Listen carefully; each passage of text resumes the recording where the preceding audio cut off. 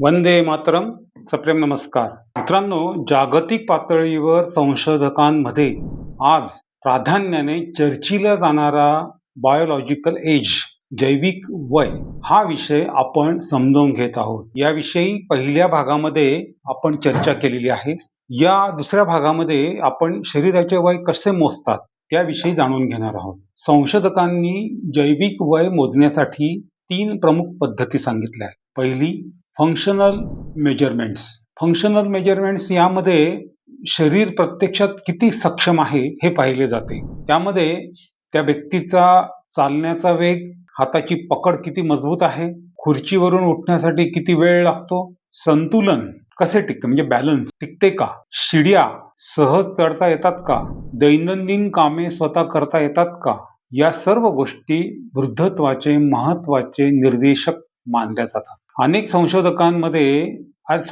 संशोधनांमध्ये असं आढळलंय की हाताची पकड कमी होणे किंवा चालण्याचा वेग कमी होणे हे भविष्यातील आरोग्य धोक्यांचे संकेत असू शकतात. म्हणून वृद्ध व्यक्ती किती वर्षांची आहे एवढेच आता डॉक्टर पाहणार नाही, तर ती किती वेगाने चालते, ती व्यक्ती मदतीशिवाय खुर्चीतून उठू शकते का, तिच्या स्नायूंमध्ये किती ताकद आहे, या गोष्टीही महत्वाच्या ठरणार आहे. दुसरा जो भाग आहे मॉलिक्युलर मेजरमेंट्स, दुसरी पद्धत, ही आधुनिक जास्त ॲडव्हान्स अशी एक पद्धत आहे आणि प्रयोगशाळेवर आधारित ही पद्धत आहे. आपल्या शरीरातील पेशींमध्ये DNA असतो.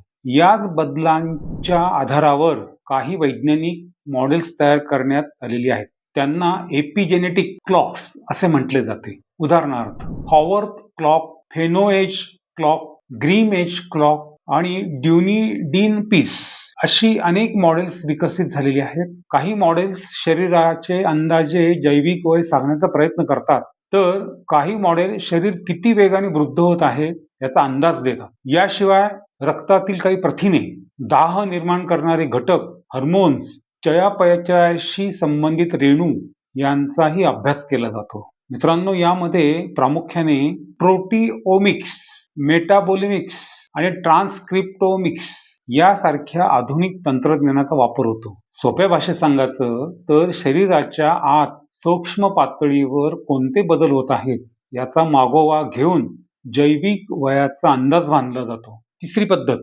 डिजिटल मेजरमेंट्स, ही अतिशय वेगाने विकसित होणारी पद्धत आहे आणि त्याच्यामध्ये आता AI टूल्स वापरले जात आहेत.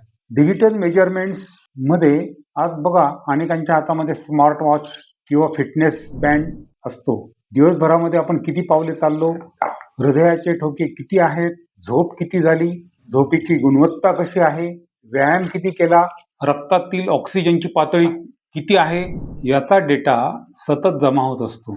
आणि AIच्या आर्टिफिशियल इंटेलिजन्स आणि मशीन लर्निंग यांच्या सहाय्याने या डेटाचे विश्लेषण करून शरीर किती वेगाने वृद्ध होत आहे याचा अंदाज बांधण्याचा प्रयत्न सुरू आहे.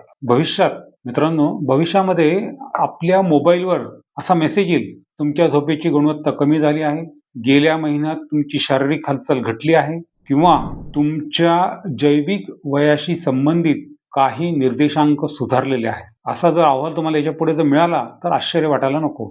पण इथे एक सावधगिरी आवश्यक आहे. मित्रांनो, स्मार्ट वॉच किंवा मोबाईलवरील एखादा आकडा म्हणजे अंतिम वैद्यकीय निदान नाही. तो केवळ एक संकेत असू शकतो. अंतिम निर्णय डॉक्टर घेतात, तपासण्या करायला लावतील आणि त्या व्यक्तीच्या एकूण आरोग्य स्थितीच्या आधारेच अंतिम निर्णय घेतला पाहिजे. मग डॉक्टर काय करतील? कल्पना करा, 2 व्यक्तींचा रक्तदाब सारखा आहे, रक्तातील साखरेचे प्रमाणही जवळपास सारखे आहे, पण त्यांच्या जैविक वयामध्ये 10 वर्षांचा फरक दिसतोय. अशा वेळी उपचाराची किंवा प्रतिबंधात्मक काळजीची दिशा वेगळी असू शकते. कोणाला अधिक काळजी घ्यायची, कोणाला जीवनशैलीमध्ये तातडीने बदल करण्याचा सल्ला द्यायचा, कोणाला अतिरिक्त तपासण्या करायच्या, कोणामध्ये शारीरिक कमजोरी वाढण्याची शक्यता आहे. हे अधिक अचूकपणे ठरवण्यात जैविक वयाची माहिती मदत करू शकते. मात्र बायोलॉजिकल एज हा एकमेव आधार असणार नाही. रक्तदाब, मधुमेह, हृदयाची स्थिती, औषधे, कौटुंबिक इतिहास आणि व्यक्तीची दैनंदिन कार्यक्षमता या सर्व बाबींचा एकत्रित विचार करावा लागेल. अजूनही या संशोधनाला मर्यादा आहेत, ते चाललंय. मित्रांनो, जो लेख प्रसिद्ध झाला 15 जूनला, त्या संशोधन लेखामध्ये एक महत्त्वाची बाब स्पष्ट करण्यात आलेली आहे. आज अनेक बायोलॉजिकल क्लॉक्स उपलब्ध असले तरी सर्वच व्यक्तींना, बघा लक्षात ठेवा, सर्व व्यक्तींना, सर्व देशांमध्ये, सर्व समाज घटकांमध्ये आणि सर्व वयोगटांमध्ये एकच मॉडेल तितकेच अचूक ठरेल असे अजूनही ठामपणे म्हणता येणार नाही. मित्रांनो, वंश परंपरा, आहार, पर्यावरण, सामाजिक आणि आर्थिक परिस्थिती, जीवनशैली, आजारांचा इतिहास या सर्व गोष्टी पण परिणाम करतात. एखादी बायोलॉजिकल एज टेस्ट तुमचे वय जन्मतारखेच्या वयापेक्षा 5 वर्षांनी जास्त किंवा कमी दाखवते म्हणून घाबरून जाण्याचे कारण नाही किंवा अति उत्साहित होण्याची गरज नाही. अनेक चाचण्या अजून सोप्यावर आहेत. मात्र बरेच जणांनी आता मार्केटिंग सुरू केलंय, त्याचे लाभ घेत आहेत, लोक जाळ्यात फसतायत, त्याचे परिणाम वेगवेगळे होऊ शकतात. म्हणून या क्षेत्रात अजूनही मोठ्या प्रमाणावर संशोधन सुरू आहे. सर्वसामान्य माणसाने यातून काय शिकायचे? आपण महागडी जैविक वयाची चाचणी केली नाही, आपल्याकडे स्मार्ट वॉच नाही किंवा AI आधारित आरोग्य अहवाल नाही, रिपोर्ट नाही, तरीही आपल्या जैविक वयावर परिणाम करणाऱ्या अनेक गोष्टी आपल्या हातात आहेत. कोणत्या? नियमित चालायला जाणे, सकाळच्या हवेत फुकट आहे.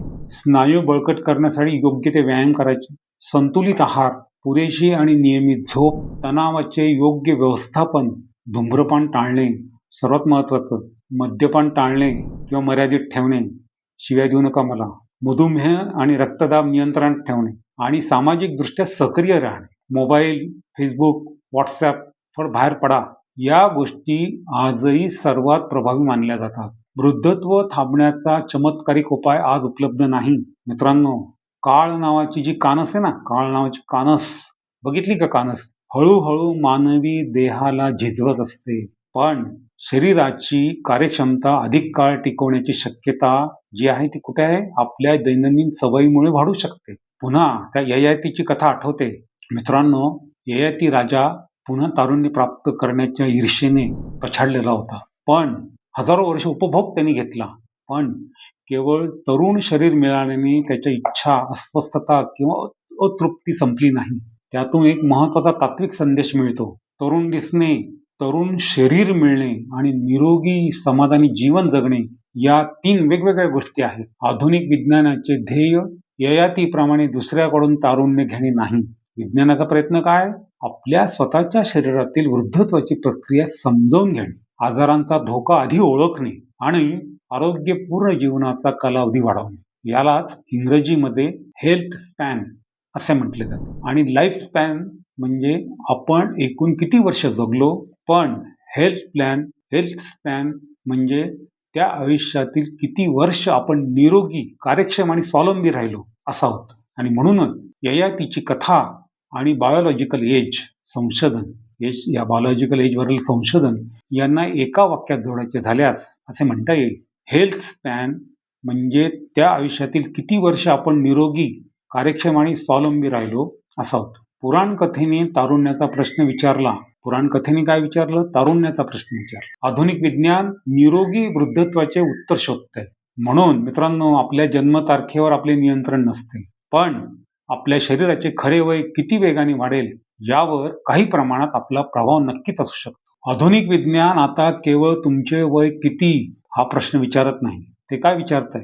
आधुनिक विज्ञान आता विचारू लागलंय, तुमचे शरीर खरोखर किती वर्षांचे आहे आणि त्यापुढेही तुमचे शरीर किती सक्षम आहे हा प्रश्न अधिक महत्त्वाचा ठरणार आहे. आगामी काळात वैद्यकीय क्षेत्रातील अनेक निर्णय बायोलॉजिकल एज, फंक्शनल कॅपॅसिटी आणि डिजिटल हेल्थ डाटा यांच्या आधारावर घेतले जाण्याची शक्यता आहे. मात्र ययातीची कथा आपल्याला आणखीन एक गोष्ट शिकवते. केवळ आयुष्य वाढवणे पुरेसे नाही, केवळ तारुण्य टिकवणेही पुरेसे नाही.